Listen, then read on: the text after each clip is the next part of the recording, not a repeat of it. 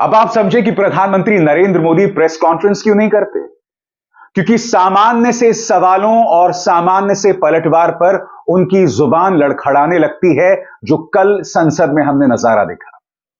प्रधानमंत्री लगातार कांग्रेस पर हमला बोल रहे थे, परिवारवाद पर, मगर फिर कांग्रेस के सांसद गौरव गोगोई ने सिर्फ पलटकर भाजपा के अंदर परिवारवाद का जो परिणाम है उन नेताओं को गिना दिया, या जो एनडीए में तमाम घटक दल हैं जिनके साथ भाजपा ने काम किया है उन्हें गिना दिया।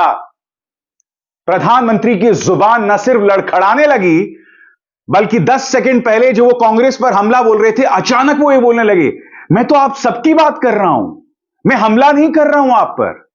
और सबसे शॉकिंग बात, राष्ट्रपति के अभिभाषण पर प्रधानमंत्री सिर्फ और सिर्फ कांग्रेस पर हमला बोलते रहे। मैं लोकसभा अध्यक्ष सम्मानित ओम बिरला से एक सवाल पूछना चाहता हूं। जब गौरव गोगोई राष्ट्रपति अभिभाषण के अलावा अन्य मुद्दों पर जनता का ध्यान खींच रहे थे, तब आपने उनसे क्या कहा था कि राष्ट्रपति के अभिभाषण पर बने रहिए, मगर प्रधानमंत्री से यह कहने की हिम्मत लोकसभा अध्यक्ष को नहीं हुई। बहरहाल मैं आपको दिखाता हूं वो लम्हा जब प्रधानमंत्री की जुबान लड़खड़ाती है। जहां एक परिवार को पार्टियां लिखी जाती हैं, वो लोकतंत्र में उचित नहीं है। लोकतंत्र में पार्टी अनेक, एक परिवार के 10 लोग राजनीति में आए, कुछ बुरा नहीं है। हम तो चाहते हैं नौजवान लोग आए, हम भी चाहते हैं ये इसकी चर्चा करिए। हमारे साथ, आपके साथ मेरा विषय नहीं है। तो जैसे मैंने कहा ना दोस्तों, प्रधानमंत्री नरेंद्र मोदी शायद इसलिए प्रेस कॉन्फ्रेंस नहीं करते क्योंकि बहुत ही सामान्य सी बात है। सबसे पहले तो ये ढोंग बंद करना चाहिए परिवारवाद वाला। परिवारवाद से निकले जो राजनेता हैं उन्हें जितना बढ़ावा भारतीय जनता पार्टी ने दिया है उतना शायद किसी और पॉलिटिकल पार्टी ने ना दिया हो, या कम से कम बराबरी का मामला है। इसमें बिल्कुल भी दो राय नहीं है दोस्तों कि कांग्रेस एक परिवार पर आश्रित है, पूरी तरह से आश्रित है। मगर दूसरा मुद्दा यह भी है कि ये दोहरे मापदंड नहीं हो सकते। सबसे शॉकिंग बात है दोस्तों, प्रधानमंत्री लगातार नेहरू, इंदिरा, इन्हीं का नाम लेते रहे। मैं आपको यह बतलाना चाहूंगा किस तरह से उनका नाम लेते रहे, और उन्होंने यह तक कहा कि नेहरू और इंदिरा गांधी ने देश का अपमान किया, देश की जनता को आलसी बताया। प्रधानमंत्री, मैं आपको याद दिलाना चाहूंगा कि एक बार विदेशी जमीन से भारत का नागरिक होने के नाते आपने क्या कहा था? कहां आ गए, कहां फंस गए, यह भी कोई देश है? याद है प्रधानमंत्री? आप भूल गए?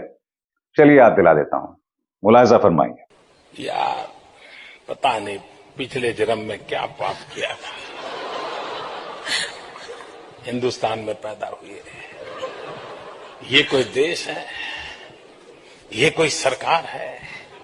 ये कोई लोग है? चलो छोड़ो, चले जाए कहीं और। प्रधानमंत्री फिर नेहरू पर हमला बोल रहे थे। क्या कहा नेहरू के बारे में वो मैं आपको सुनाता हूं। नेहरू जी ने लाल किले से कहा था, हिंदुस्तान में काफी मेहनत करने की आदत आमतौर से नहीं है। हम इतना काम नहीं करते जितना यूरोप, जापान, चीन, रूस और अमेरिका वाले करते हैं।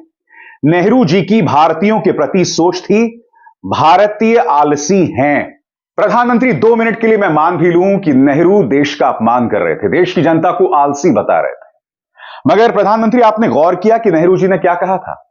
उन्होंने कहा कि हम उतना काम नहीं करते जितना यूरोप, जापान, चीन, रूस और अमेरिका वाले करते हैं।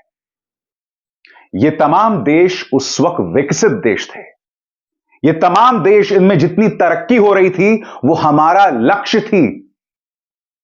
नेहरू को चाचा नेहरू के नाम से जाना जाता था, देश के पहले प्रधानमंत्री थे, स्वतंत्रता सेनानी थे।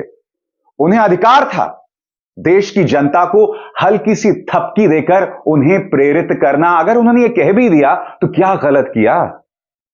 सबसे बड़ी बात प्रधानमंत्री, आपने क्या कहा देश की जनता सुन चुकी है और मैं सुना चुका हूं, मगर मैं आपसे एक सवाल पूछता हूं और यह सवाल मेरा देश की जनता से है। पंडित नेहरू वो शख्स थे जिनके चलते देश की वैज्ञानिक सोच बनी, देश को अस्पताल मिले, all India institute of medical sciences मिला, देश को भाभा एटॉमिक सेंटर जैसी जगह मिली, जिसने नींव तैयार की भारत के परमाणु शक्ति राष्ट्र होने का। नेहरू वो शख्स थे जिनकी वजह से आईआईटीज, आईआईएम्स, इन तमाम संस्थानों की नींव रखी गई। नेहरू चाहते तो उसी वक्त मंदिरों पर ध्यान दे सकते थे, उसी वक्त सिर्फ और सिर्फ धर्म कर्म पर लोगों का ध्यान लगा सकते थे, जो कि आप लगवा रहे हैं, मगर उन्होंने ऐसा नहीं किया। नेहरू की ही सोच के चलते भारत के डॉक्टर्स, भारत के इंजीनियर्स, भारत के आईटी प्रोफेशनल्स दुनिया में अपना डंका बजा रहे हैं। ऐसे में अगर वो देश की जनता को यह कह भी रहे हैं कि हम उतनी मेहनत नहीं करते जितना यूरोप वाले, अमेरिका वाले, जापान वाले कर रहे हैं, तो क्या गलत है? क्योंकि ये तमाम देश विकसित हैं। इन तमाम देशों में जाकर बसना कई भारतीयों का सपना है। और आपके जो एनआरआईज हैं, जो अमेरिका, यूरोप या जापान में बैठकर मोदी मोदी करते हैं, वो भी तो वहीं बसे हुए हैं ना। क्यों बसे हुए हैं? अब जबकि अमृतकाल है, वो वापस क्यों नहीं आ रहे हैं? और यही नहीं दोस्तों, उन्होंने इंदिरा गांधी के बारे में भी यही कहा। एक तो प्रधानमंत्री, मुझे ऐसा लगता है इस पुराने रिकॉर्ड को तोड़ना होगा। बार बार इंदिरा गांधी, नेहरू, उन्हें गाली देते रहना, इससे आपकी कमियां नहीं छुपने वाली हैं। गौर कीजिए इंदिरा गांधी के बारे में उन्होंने क्या कहा था आपकी स्क्रीन पर। इंदिरा जी की सोच भी नेहरू से अलग नहीं थी। उन्होंने लाल किले से कहा था, दुर्भाग्यवश हमारी आदत यह है कि जब कोई शुभ काम होने को होता है, हम आत्मसंतुष्टि की भावना से ग्रस्त हो जाते हैं, और जब कोई कठिनाई आ जाती है तो हम नाउम्मीद हो जाते हैं। प्रधानमंत्री, इसमें इंदिरा जी ने क्या गलत किया और क्या गलत कहा? वो देश की जनता को प्रेरित कर रही थी। ये वो महिला थी जिसकी वजह से पाकिस्तान दो फाड़ हो गया, जिसके शौर्य की वजह से अमेरिका हमारे समुद्री सीमा पर आकर टिका हुआ था, मगर इंदिरा नहीं डरी थी। उनका एक एक शब्द देश के लिए प्रेरणा था। और अगर वो ये कह रहे हैं कि हम आत्मसंतुष्टि की भाव से ग्रस्त हो जाते हैं, तो इसमें गलत क्या कहा, मैं समझना चाहता हूं। अगर ये बात सही नहीं होती तो आज की तारीख में भारत एक विकसित राष्ट्र होता ना। नारों से नहीं होता कि 2080 तक भारत जो है वो दुनिया का सबसे विकसित राष्ट्र हो जाएगा। नारों से नहीं होता कि हम 5 ट्रिलियन इकोनॉमी हो जाएंगे। इसकी नींव पिछले 70 सालों में रखी गई है। और सबसे बड़ी बात प्रधानमंत्री, हाथ जोड़कर मेरी आपसे प्रार्थना, इस पुराने राग को अलापना बंद कीजिए। पूरे सम्मान के साथ मैं आपसे कहना चाहता हूं, सबसे शॉकिंग, प्रधानमंत्री भ्रष्टाचार और महिला सम्मान की बात कर रहे थे। भ्रष्टाचार के बारे में क्या कहा दोस्तों, बहुत ही हास्यास्पद है। प्रधानमंत्री ने क्या कहा आपके स्क्रीन पर। मैं इस पवित्र सदन में दोहराता हूं कि जिसे जितना जुल्म मुझ पर करना है कर ले। मेरी भ्रष्टाचार के खिलाफ लड़ाई चलती रहेगी। जिसने देश को लूटा है उनको लौटाना पड़ेगा। प्रधानमंत्री जी, पूरे सम्मान के साथ मुझे समझाइए, आप पर जुल्म कौन कर रहा है? नहीं, मैं समझना चाहता हूं आप पर जुल्म कौन कर रहा है। हकीकत यह है प्रधानमंत्री, आपकी कोई आलोचना भी करता है ना, तो उसके घर पर पुलिस पहुंच जाती है। आप पर जुल्म करने की हिमाकत कौन कर सकता है? कांग्रेस का एक प्रवक्ता मजाक में कुछ कह देता है तो उसे गिरफ्तार करने के लिए एयरपोर्ट पहुंच जाती है, हवाई अड्डे के टारमैक पर पहुंच जाती है असम पुलिस। पवन खेरा याद है कि नहीं आपको?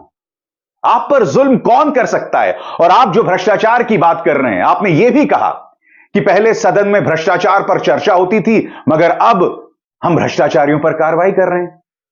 नहीं प्रधानमंत्री, आप सिर्फ उन पर कार्रवाई कर रहे हैं जो आपकी पार्टी में शामिल नहीं हो रहे हैं, या आपके मोर्चे में शामिल नहीं हो रहे हैं, या जो आपके सामने नहीं झुक रहे हैं।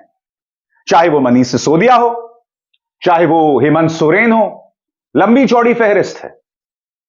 चाहे वो संजय सिंह हो, और जो लोग आपकी गोद में बैठे हुए जिन पर भ्रष्टाचार के गंभीर आरोप थे, वो भी मैं आपको बतलाना चाहूंगा।